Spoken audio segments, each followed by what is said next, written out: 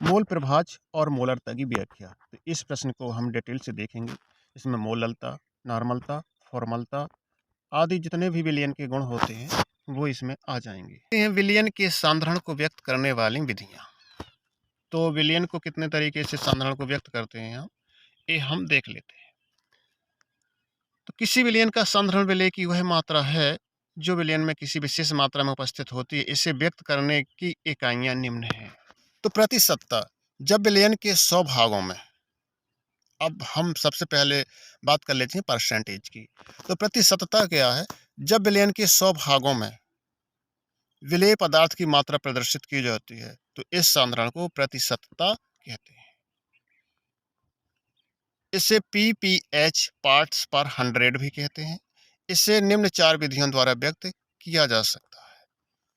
अब जो परसेंट होता है तो परसेंट तो हमेशा हम 100 भागों में ही निकालते हैं। तो परसेंट में कैसे निकालते हैं? जैसे रटने का तरीका है। तो जैसे भार भार परसेंट है तो भार भार में विलेय का भार ऊपर ले लेंगे और विलयन का भार नीचे ले लेंगे। मतलब विलेय का भार कम होता है, विलयन का भार ज़्यादा होता है, तो ज़्यादा भार को हम नीचे ले लेंगे और इंटू में हम 100 कर देंगे। इसी प्रकार से भार आयतन परसेंट प्रतिशतता होती है। तो भार को हम विलेय का भार ले लेंगे ऊपर और विलयन का आयतन नीचे ले लेंगे और इंटू में 100 कर देंगे। आयतन प्रतिशतता है तो विलेय का आयतन ऊपर ले लेंगे, विलयन का आयतन नीचे ले लेंगे, गुणे 100 कर देंगे। आयतन भार प्रतिशतता है तो विलेय का आयतन ऊपर ले लेंगे और विलेय का भार नीचे ले लेंगे, इसमें इंटू 100। इस प्रकार से हम इसको निकाल सकते हैं। ये इसके फॉर्मूले बन जाते हैं। पावर, शक्ति क्या है? किसी विलयन की 1 लीटर में, अब देखो शक्ति को हम 1 लीटर में नापते हैं जबकि भार को परसेंट को हमने 100 में मापा। तो शक्ति किसी विलयन की 1 लीटर यानी कि डेसीमीटर क्यूब में पदार्थ की जितनी मात्रा घुली होती है उससे विलयन की स्ट्रेंथ या शक्ति कहते हैं। तो ये विलयन की शक्ति हो गई, यानी स्ट्रेंथ हो गई। तो सॉल्यूशन की स्ट्रेंथ जो हमसे नापी जाती है, हमेशा 1 लीटर में जितनी भी पदार्थ की मात्रा घुल जाती है वो विलयन की उसकी शक्ति होती है। जिस प्रकार से आप संतृप्त विलयन देख सकते थे, लेकिन उसमें 1 लीटर कोई मात्रा नहीं दी गई थी, लेकिन यहाँ शक्ति 1 लीटर में नापी जाएगी, इतना याद रखना। पदार्थ में जिससे विलयन की शक्ति कहते हैं, शक्ति के रूप में विलयन की सांद्रता पर लीटर या ग्राम पर डेसीमीटर क्यूब द्वारा नापी जाती है। फॉर्मूला है शक्ति इज इक्वल टू ग्राम में विलय का द्रव्यमान और लीटर में विलयन का आयतन। तो इतना तो याद रखना कि जब ये फॉर्मूले बनते हैं तो जो कम मात्रा होती है वो हमेशा ऊपर लिखी जाती है और बटे में जो ज़्यादा मात्रा होती है वो लिखी जाती है। तो जो विलयन का आयतन होता है वो हमेशा लीटर में होता है, इसलिए इसे नीचे लिखा जाएगा। नॉर्मलता क्या है? अब नॉर्मलिटी आ गई। यहाँ पे नॉर्मलिटी को हम एन से प्रदर्शित करते हैं। तो ये भी 1 लीटर में ही नापी जाएगी। विलयन के 1 लीटर में घुलित, देखो 1 लीटर में वहाँ भी थी, 1 लीटर में यहाँ भी।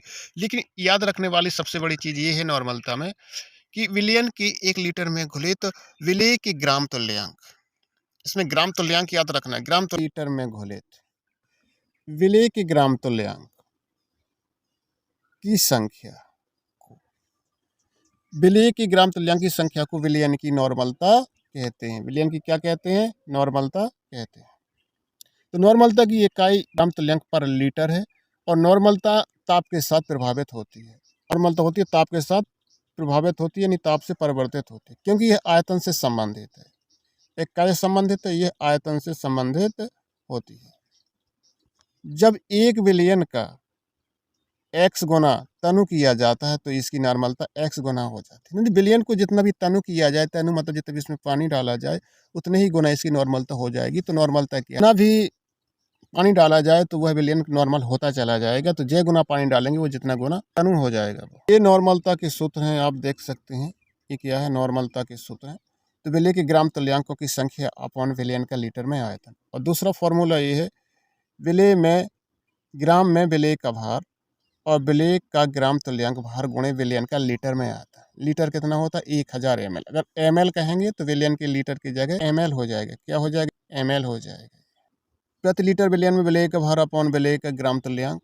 और अगला नेक्स्ट ml में जब लेंगे तो ml के इंटू ऊपर कर देंगे विलय का भार अपॉन विलय की ग्राम तुल्यांकों की संख्या गुणे 1000 अपॉन विलयन का ml में आयतन।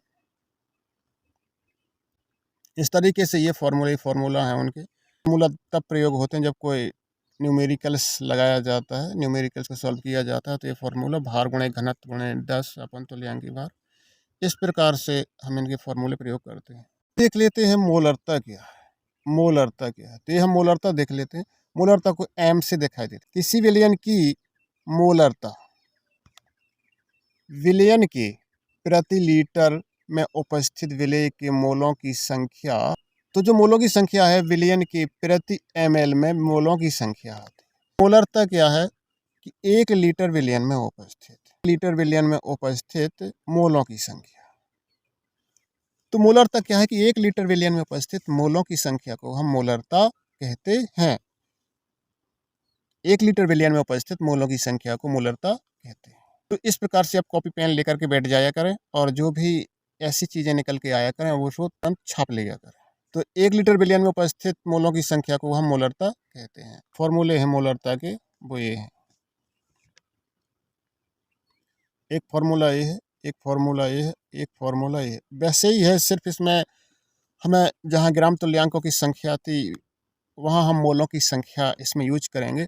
बाकी फॉर्मूले सेम टू नॉर्मलता की तरह ही हैं। इसमें हम मोलों की संख्या और ग्राम में भार को प्रयोग करते हैं, तो विलेय का मोलों की संख्या प्रयोग करते हैं इसमें, और विलेय का भार, और यहाँ ग्राम में, यहाँ अणु भार। तो अणु क्या होता है, अणु भार, तो ये स्मॉल w से, और अणु भार स्मॉल मतलब कैपिटल M से 1000/V ml में भी हो जाएगा।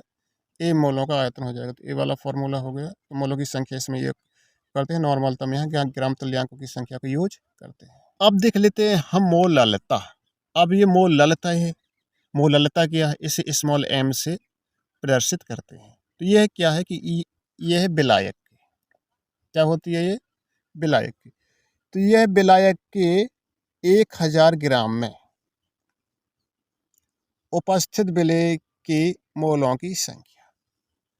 विलायक की मात्रा कितनी है, 1000 ग्राम में उपस्थित क्या है, विलेय के मोलों की संख्या को हम मोललता कहते हैं। ये उदाहरण दिया गया है कि, अब उदाहरण क्या है कि ग्लूकोज के 0.2 मोलल विलयन का अर्थ है कि यह विलयन में ग्लूकोज के 0.2 मोल को 1000 ग्राम जल में विलय करने के पश्चात प्राप्त होता है। यह अत्यधिक असुविधाजनक विधि है क्योंकि इसमें द्रवों के भारों का मापन किया जाता है। तो मोललता में सिर्फ भारों का मापन किया जाता है। इसमें सिर्फ द्रव के भार ही ज्ञात किए जा सकते हैं, और यह जो मोललता होती है ये ताप के साथ परिवर्तित नहीं होती है, क्योंकि भार का ताप पर कोई प्रभाव नहीं पड़ता है और आयतन पर ताप का प्रभाव पड़ता है। तो विलेय में मोलों की संख्या इंटू 1000 यानी 1000। तो इसमें भार नापेंगे हम, ना कि आयतन। तो ये द्रवों के जो भार होते हैं उनमें मोललता का यूज करते हैं मापने के लिए हम, और ये प्रभावित नहीं होती है ताप से। नॉर्मलता क्या है कि सूत्र भारों की संख्या, सूत्र भारों की ग्राम में संख्या। अब विलयन फॉर्मलता है कि विलयन के प्रति लीटर में उपस्थित आयनिक विलेय के सूत्र भारों की ग्रामों में संख्या होती है। तो समझ ही गए होंगे आपकी विलयन के 1 लीटर में, विलयन के 1 लीटर में उपस्थित विलेय के सूत्र भारों की ग्रामों में संख्या, यही फॉर्मलता होती है।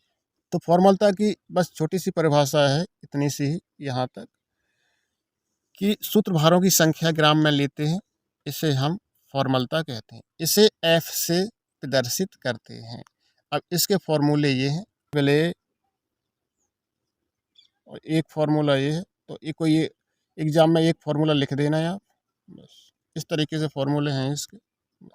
लेते हैं हम मोल प्रभाज किया, जैसे प्रश्न पत्र में आया है कि मोल प्रभाज या मोलरता हम देख चुके हैं। अब ये मोल प्रभाज है, तो मोल प्रभाज को देख लेते हैं। सबसे पहले मोल प्रभाज एक घटक, मोल प्रभाज क्या, एक घटक, विलेय का हो घटक चाहे वो विलायक का हो। विलेय क्या होते हैं, जैसे आपकी शक्कर, और विलयन क्या हो गया, पानी। अब दोनों जब घुल जाते हैं तो विलयन बन जाता है। तो मोल प्रभाज के एक घटक के मोलों की संख्या, या तो विलेय हो या विलायक हो, उसके मोलों की संख्या, तथा विलयन मतलब विलयन। अब विलयन में क्या है, विलेय भी है और विलायक भी है, दोनों मिलते हैं। तो विलयन के यानी कि विलेय तथा विलायक, अब दोनों के कुल घटकों की मोलों का अनुपात। इसे सामान्यतः अक्षर x द्वारा व्यक्त करते हैं। x द्वारा इसे सामान्यतः अक्षर x द्वारा निरूपित करते हैं। मूल प्रभाज ताप पर निर्भर नहीं करता। इसकी कोई इकाई नहीं होती, यह विमाहीन इकाई है। तो इसकी कोई इकाई ही नहीं होती, यह विमाहीन इकाई है और सभी की विमा होती है, किसी का लीटर में, किसी का ग्राम में, तो किसी का इस तरीके से पर लीटर में, मतलब ऐसी सांद्रता की यूनिट्स होती है, लेकिन मूल प्रभाज की यूनिट्स नहीं होती है। अब जैसे हम सपोज दैट कर लेते हैं कि माना कि विलयन के दो घटक हैं, ए और बी। ए विलेय हो गया और बी विलायक हो गया, तथा ए घटक का जो भार है डब्ल्यू ए ग्राम में है और बी घटक का जो भार है डब्ल्यू बी ग्राम में विलयन में उपस्थित है। अब विलयन में उपस्थित है तो अब यहाँ क्या करेंगे हम, ए के मोलों की संख्या एन ए डब्ल्यू ए अपॉन एम ए। डब्ल्यू ए क्या है कि भार है और एम क्या है कि ये मॉलिक्यूलर, ये अणुभार है। और बी के मोलों की संख्या एन बी, तो इसका ये भार है और इसका ये अणुभार है। तो इसको हम प्रदर्शित कैसे करेंगे, जहाँ एम ए तथा एम बी क्रमशः ए बी के क्या है, अणुभार है। ए और बी के कुल मोलों की संख्या n a plus n b, इसको प्लस एन ए और इसको प्लस एन बी कर दिया। तो ए का मोल प्रभाज कितना होगा, तो एक्स ए, मोल प्रभाज को हम एक्स से हम दर्शाते हैं और ए का ए विलयन का हमें ज्ञात करना है, तो ये ए यहाँ लिख लेते हैं। तो एन ए मतलब कि ए के मोलों की संख्या और टोटल एन ए और एन बी, मतलब ये विलेय का और ये विलायक का, तो ये मतलब टोटल विलयन के मोलों की संख्या हो चुकी है। जैसे ही हम बी विलयन के लिए करेंगे तो बी को हम ऊपर लिख देंगे और दोनों को नीचे लिख देंगे। इस प्रकार से अब जब समस्त विलयन हो गया एक्स ए और एक्स बी का, दोनों को प्लस कर लेंगे इसको और इसको, और n a plus n a plus n b, और जो अपॉन में है वो दोनों, ये कितना होता है, ये 1 होता है। तो इसी तरीके से ये मूल प्रभाज हो गया।